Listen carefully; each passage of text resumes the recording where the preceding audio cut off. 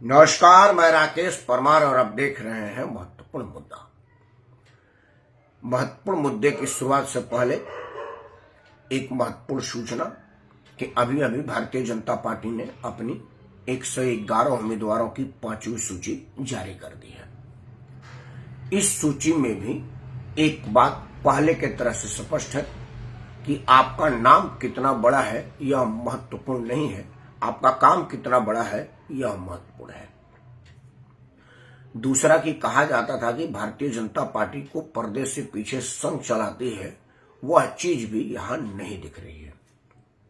अगर आपका काम भाजपा आलाकमान के नजर में संतोषजनक नहीं है तो आप संघ के कितना ही नजदीक हैं, आपका टिकट नहीं बच पाएगा, नहीं मिल पाएगा। बिहार में अश्विनी चौबे इसके उदाहरण है। बिहार में वर्तमान जो बिहार से जो मंत्रीगण आए हैं उसमें अश्विनी चौबे सबसे बड़े वृद्ध हैं। अश्विनी चौबे के साथ एक खेल हमेशा से रहा। अश्विनी चौबे जिस कैबिनेट मंत्री के अधीन राज्य मंत्री थे, वो सज्जन बिहार में जब अश्विनी चौबे मंत्री थे तो उनको ऑफिस में आने के लिए परमिशन की जरूरत पड़ती थी, लेकिन पता न क्यों अश्विनी चौबे के साथ यह हुआ, यह मैं नहीं जानता। उत्तर प्रदेश में वरुण गांधी का हाल इसलिए हुआ कि आप पार्टी में रह के पार्टी के बाहर लाइन पर नहीं बोल सकते। अनाप शनाप बोलने की इजाजत भारतीय जनता पार्टी के वर्तमान नेतृत्व के सामने नहीं है। इसके पहले भी हमारे यहाँ के तेज तरार विधायक का टिकट इसलिए कट गया था कि वो किसी के सुनते नहीं थे। रमेश बिलोनी का टिकट इस बात का एग्जाम्पल है। और भी तो इस भारतीय जनता पार्टी में रहना है तो सिर्फ भारत माता को मानना है, काम करना है और काम करते रहना है। खैर, भारतीय जनता पार्टी ने किसको टिकट दिया, कौन जीत के आएगा, कौन सरकार बनाएगा, यह 1 जून को हम अनुमान लगाएंगे और 4 जून को इस पर चर्चा करेंगे। नहीं तो अब की बार 400 पार तो सभी कह रहे हैं, तो यह बहुत बड़ा महत्वपूर्ण नहीं है। महत्वपूर्ण यह है कि आप तक आप लोगों ने सुना होगा कि फलाना वाला गैंगस्टर गैंग तिहाड़ से चला रहा है, मतलब जेल से चला रहा है। सरकार चलाने के विषय में हम पहली बार सुने हैं। पहली बार सुने तो हमने गूगल करना शुरू कर दिया, हमने पूछताछ जांच पड़ताल शुरू किया कि क्या यह ऐसा पहले कभी हुआ है, क्या और कोई उदाहरण इसके पहले मिलता है। तो एक बात साबित हुआ कि जिस तरह से अरविंद केजरीवाल जैसा राजनीतिक भी पहले कभी नहीं रहा, उसी तरह से अरविंद केजरीवाल के राजनीति करने का तरीका भी पहले कहीं नहीं रहा। दूसरा उदाहरण कोई केजरीवाल का हो ही नहीं सकता। मैं यह नहीं कहूंगा कि केजरीवाल कहते थे कि आप पर इल्जाम लगा, आप सरकार छोड़ दीजिए। भाषणों में कहता था कि ये बंद कर दीजिए, सीबीआई बंद कर दीजिए, ईडी बंद करिए, जांच एजेंसियां, नहीं तो हमें दीजिए, हम बताते हैं कि कैसे होता है। और जब अपने पे आया है तो कह रहा है कि हम जेल से सरकार चलाएंगे। अरविंद केजरीवाल IRS ऑफिसर है तो उसके बेवकूफ होने का तो कोई प्रमाण नहीं मिल रहा है, लेकिन कई भारतीय प्रशासनिक सेवा के अधिकारी जो IAS IPS हैं, उनकी बेवकूफाना हरकतों को देश ने पहले देखा है। हमारे उत्तर प्रदेश का एक DGP स्तर का अधिकारी राधा बन करके नाच रहा था, तो वो भी तो तिग्र और कुशाग्र बुद्धि का परिचय देकर के IPS बना होगा। तो यह कोई जरूरी नहीं है कि IAS IPS IRS या IFS आप बन गए हैं तो संपूर्ण दिमाग का भंडार होने का सर्टिफिकेट मिल गया है, यह नहीं है। कई बार आपके इस सहयोगियों ने, सहकर्मियों ने, आपके साथ परीक्षा पास किए लोगों ने मूर्खता का उरोज पार किया है, उत्कर्ष तक गए हैं और समय समय पर साबित किए हैं कि कोई जरूरी नहीं है कि आप बुद्धिमानी है। केजरीवाल ने भी यही किया है। अब सवाल है कि केजरीवाल गलती पर गलती करते जा रहे हैं। सबसे पहली गलती जांच एजेंसी की चिट्ठी की अवहेलना। जब आप एक चिट्ठी की अवहेलना करते हैं तो 174 में मुजरिम बनते हैं। लगातार 9 बार यह कर चुके हैं। मैं उधर नहीं जा रहा। अरविंद केजरीवाल के गिरफ्तार हो जाने के बाद उन्होंने जेल से जो पहला आदेश जारी किया वह था दिल्ली जल बोर्ड के संबंध में। अब यहां पर 2-3 तकनीकी प्रॉब्लम है जिस पर मैं आपके साथ चर्चा करना चाहूंगा। मित्रों, मैं यह दावा नहीं कर सकता कि मैं पढ़ा लिखा विद्वान हूं, बिल्कुल नहीं। और मेरी सर्टिफिकेट की कोई जांच भी यूपीएससी नहीं किया है, तो यह भी साबित नहीं हो रहा कि मैं पढ़ा लिखा आदमी हूं। समझदार हूं यह बिल मैंने कभी नहीं कहा, लेकिन थोड़ी बहुत समझ रखता हूं सामाजिक चीजों का, राजनीतिक चीजों का।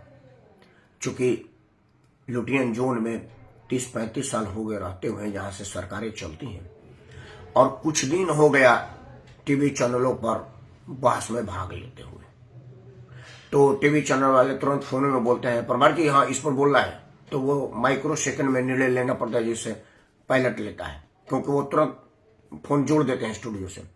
तो तुरंत रिप्लाई करने की अब आदत सी बन गई है। तो एक तुरंत रिप्लाई, अरविंद केजरीवाल ने चिट्ठी लेकर के 2 चीजें साबित कर दिया। पहला यह कि अरविंद केजरीवाल ने अपने मंत्रिमंडल में भी सिर्फ ठुल्ले ही भर्ती कर रखे हैं, मंत्री नहीं। उनके मंत्रियों को ठुल्ला कहने के लिए मैं दिल्ली के नागरिकों, अरविंद केजरीवाल के मतदाताओं से माफी मांगता हूं, क्षमा मांगता हूं, केजरीवाल से नहीं। क्योंकि यह बात केजरीवाल ने ही कहा है कि जो निचले स्तर के कर्मचारी होते हैं, जो सड़क पर संघर्ष करते हैं, जिनके वजह से डिपार्टमेंट चलता है, मेरा अपना मानना है कि ऑफिस में बैठ करके ऑर्डर देने से ज्यादा मुश्किल काम सड़क पर होकर के ऑर्डर को फॉलो करना होता है, संभालना होता है, पालन करना होता है। दिल्ली पुलिस के उस मेहनती सिपाहियों को ठुल्ला केजरीवाल ने बोला है।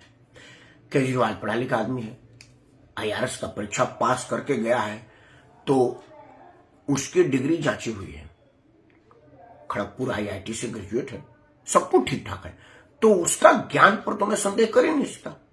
मैं यह मानता हूं कि वो मेरे से ज्यादा ज्ञानी है, तो उसी के ज्ञान को मैं सर्वोपरि मान रहा हूं, और यह मैं मान लेता हूं कि अगर आपका कोई निचला स्तर का कर्मचारी है तो वो ठुल्ला है। दिल्ली पुलिस के मामले में ये उन्हें कहा हुआ है। तो जब पुलिस के लिए तुम ठुल्ला कह सकते हो, तो ये पॉलिटिक्स के लिए क्यों नहीं? तो मतलब यह है कि अरविंद केजरीवाल ने अपने ठुल्लों को इतना नकारा, निकम्मा समझ रखा है कि उसको मालूम है कि अगर मैं जेल में जाऊंगा तो मंत्रालय नहीं चल पाएगा, चाहे मैं उसमें कैबिनेट स्तर का ही मंत्री क्यों न अपॉइंट किया। कुछ बातें तकनीकी उन लोगों के लिए जिनको शायद कैबिनेट और राज्य मंत्री का फर्क न मालूम हो, या मंत्रिमंडल का फर्क न मालूम हो, या मंत्री के कार्यप्रणाली के विषय न मालूम हो। मैं ये नहीं कह रहा कि आपको नहीं मालूम है, पर कुछ लोग होंगे या नहीं होंगे, तो मेरा फर्ज तो बनता है एलिब्रेट करने का मामला को। आधे घंटे तक बोले तो कुछ तो बोले। तो कैबिनेट मंत्री का मतलब होता है कि वो अपने विभाग का स्वतंत्र प्रभार रखता है। कई लोगों का ना ओहदा राज्य मंत्री होता है, लेकिन प्रभाग स्वतंत्र दिया। आपने सुना होगा ना कि फलाना सिंह राज्य मंत्री स्वतंत्र प्रभार, मतलब वो राज्य मंत्री का दर्जा है लेकिन प्रभार स्वतंत्र है, उसको किसी से ऑर्डर लेने की जरूरत नहीं है। लेकिन अगर वो कैबिनेट मंत्री है तो उसको तो वैसे ऑर्डर लेने की जरूरत नहीं है। प्रधानमंत्री भी कैबिनेट मंत्री का दर्जा है, मुख्यमंत्री का भी कैबिनेट मंत्री का दर्जा होता है। कैबिनेट मंत्री इक्विवेलेंट होता है, मुख्यमंत्री भी अपने आप में कैबिनेट मंत्री है। अरविंद केजरीवाल ने अपनी जी में कोई मंत्रालय नहीं रखा है पहले से ही। वो क्यों नहीं रखा मैं कई बार बोल चुका हूं, अब आज बोलने की जरूरत नहीं है। अब वो क्यों नहीं रखा वो धीरे धीरे आ रहा है। तो मतलब जल बोर्ड की जो मंत्री आतिशी मरलेना है वो एकदम नकारा है, मैं केजरीवाल के शब्दों में निकम्मा है, क्योंकि वो इस काम के भी नहीं है कि वो दिल्ली जल बोर्ड के समस्याओं के समाधान कर सके, या समाधान सुझा सके, या समस्या का समाधान समझ सके। इसलिए केजरीवाल को जेल से चिट्ठी लिखनी पड़ी। तो यह दिल्ली के जनता पर कुठारघात है कि दिल्ली के करदाताओं के पैसे से एक मंत्री पल रही है जो नकारा है, निकम्मा है, में मतलब की है, ठुल्ला है और किसी काम का नहीं है। ये मैं नहीं कर रहा हूं, मैं बार बार दिल्ली के मतदाता, दिल्ली के नागरिक आपसे क्षमा मांग रहा हूं। ये केजरीवाल ने कहा है, और केजरीवाल ने चिट्ठी लिख करके ये साबित किया है कि भाई क्या करे, हमारे मंत्री जो जल बोर्ड का मामला देखती है, जिसमें कैबिनेट मंत्री है, वो निकम्मी है, ठुल्ली है, नकारा है, बेमतलब की है, उसे कुछ समझ नहीं है, ढीले भर का ज्ञान नहीं है, इसलिए मुझे जेल से उसको निर्देश देना पड़ता है और वो उसको इंप्लीमेंट कर रही है। वो इम्प्लीमेंट कर रही है या उसने प्रेस कॉन्फ्रेंस करके कहा है? मेरे कान में नहीं कहा कि कहेंगे कि राकेश तुम क्या बकवास कर रहे हो, वो कैबिनेट मंत्री है, इतनी समझ तो है ही। नहीं। आतिश सिंह मरलेना ने उस चिट्ठी को पढ़ा प्रेस कॉन्फ्रेंस में कि हमारे प्यारे मुख्यमंत्री को दिल्ली की चिंता है। मतलब मुख्यमंत्री को दिल्ली की चिंता है तो तुम कैबिनेट में क्या कर रही हो? खाली करो, कैबिनेट मंत्री का जो सुख भोग रही हो दिल्ली के करदाताओं का पैसा है, या सिर्फ कमीशन लेने के लिए वहां गई हो? ये कमीशन बात मैं भी नहीं कर रहा हूं, वो तो वो रजिस्टर कह रहा है जो गवाह बना है। अरे मुख्यमंत्री को दिया है तो तुमको भी तो दिया ही होगा या देगा या दे चुका होगा, जांच में आएगा। तो मंत्रिमंडल में सिर्फ कमीशन लेने के लिए, काम करने के लिए नहीं, काम करने के लिए तुम नहीं हो, ये केजरीवाल ने कह दिया है। तो पहली गलती या पहला रहस्य उद्घाटन, पहला खुलासा, ब्रेकिंग न्यूज। अगर हम चैनल की भाषा में कहें तो मैं कहूंगा कि ब्रेकिंग न्यूज आपके इस चैनल पर अरविंद केजरीवाल ने चिट्ठी से साबित किया कि कैबिनेट मंत्री का कोई मतलब नहीं है, वो नकारा है, निकम्बा है, बेमतलब का है, ठुल्ला है, इसीलिए मुझे जेल से प्रशासन चलाना पड़ रहा है। ब्रेकिंग न्यूज एक्सक्लूसिव आपके चैनल पर। ये चैनल वाले बोलते हैं, मैं नहीं बोलूंगा, लेकिन आप तो समझते हैं, समझ गए होंगे। दूसरा चीज, जेल से सरकार, खैर गैंग जेल से चलती है, ये समाचारों में आप कई बार सुने होंगे। कई बार पुलिस किसी अपराधी को पकड़ती है तो कहती है कि इसका सरगना जेल में बंद है और वो अपने गुर्गों के माध्यम से अपराध करवाता है, वसूली करवाता है, माफियागिरी करता है, मर्डर करवाता है। वो सब कई बार आप लोगों ने टीवी में सुना होगा, तो उस पर नहीं चला। सरकार के विषय में पहली बार है।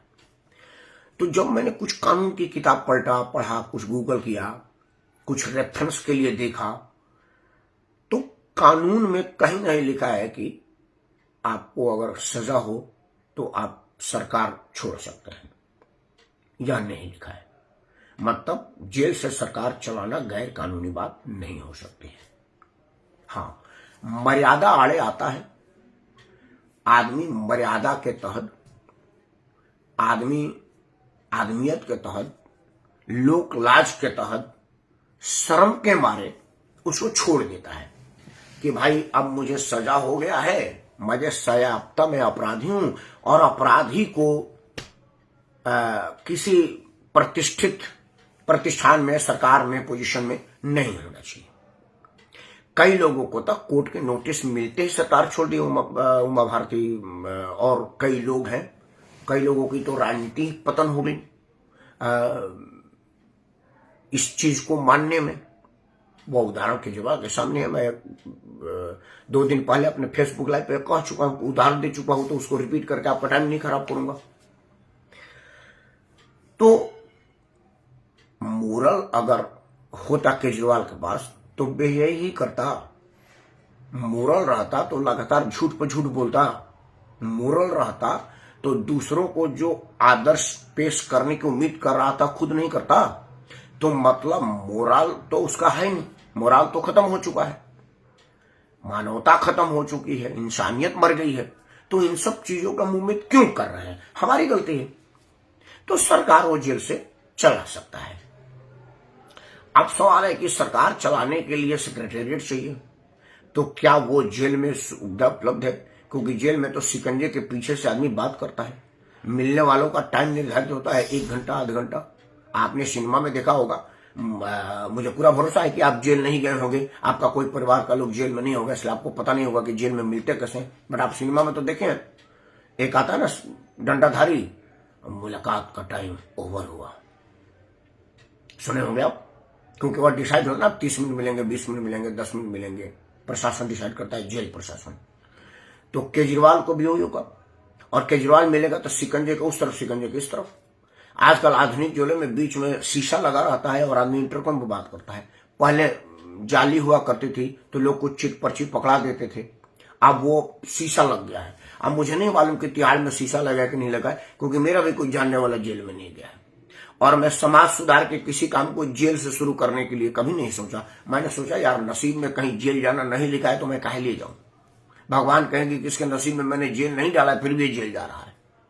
हालांकि एक बार मन में ये ख्याल आया था और मैंने इस पर बड़ा काम भी किया था, लेकिन वही जेल क्यों जाऊंगा वजह से मैं नहीं जा सका। वो था कि एक स्टोरी मैंने चैनल पर देखा था कि किसी को 500 रुपया, किसी को 2000 रुपया, किसी को 300 रुपया फाइन हुई है और उसका पैसा भरने वाला कोई नहीं है, उसी वजह से 500, 300, 1000 रुपये का इंतजाम न कर पाने की वजह से जेल में सड़ रहा है।